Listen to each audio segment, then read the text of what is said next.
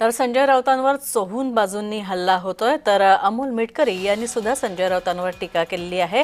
संजय राऊतांची जीभ हासडली पाहिजे असं विधान अमोल मिटकरींनी केलंय। दादांबद्दल एकेरी शब्द बोलणं इतकी आपली पात्रता आहे का? मुळामध्ये हा मूर्ख व्यक्ती आहे। त्याच्या धुण्यामध्ये दाऊदचं रक्त वाहत असल्यामुळे संजय राऊतला 100 दाऊद आणि 1 राऊत असं म्हणतात, कारण याचा बाप हा नक्कीच दाऊद इब्राहिम असला पाहिजे। अशा प्रकारे आपल्या बापाचा गौरव करताना अजित दादांबद्दल अपशब्द जर संजय राऊत बोलत असेल तर संजय राऊताची जीभ हासडून त्याच्या हातात दिली पाहिजे।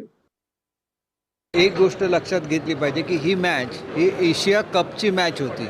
ते काय भारताने आणि पाकिस्तानबरोबर आयोजित केलेले ते सामने नव्हते। उगाच लोकांची दिशाभूल करायची, आंतरराष्ट्रीय स्तरावर हे चालत नाही। ज्या मॅचेस ठरलेल्या असतात आशियन कंट्रीमध्ये त्या त्यांच्या नियमानुसार व्हायलाच लागतात। त्याच्यामुळे त्याचं काहीतरी राजकारण करायचं आणि त्याच्यावर काहीतरी वेडं वाकडं बडबडत राहायचं, याला काही अर्थ नसतो। यांची खरी तर डोकी तपासण्याची वेळ आलेली आहे। स्वतः पराभव पचवण्याची ताकद नाही आणि मग कुठल्याही विषयावर राजकारण करायचं हे अत्यंत चुकीचं आहे।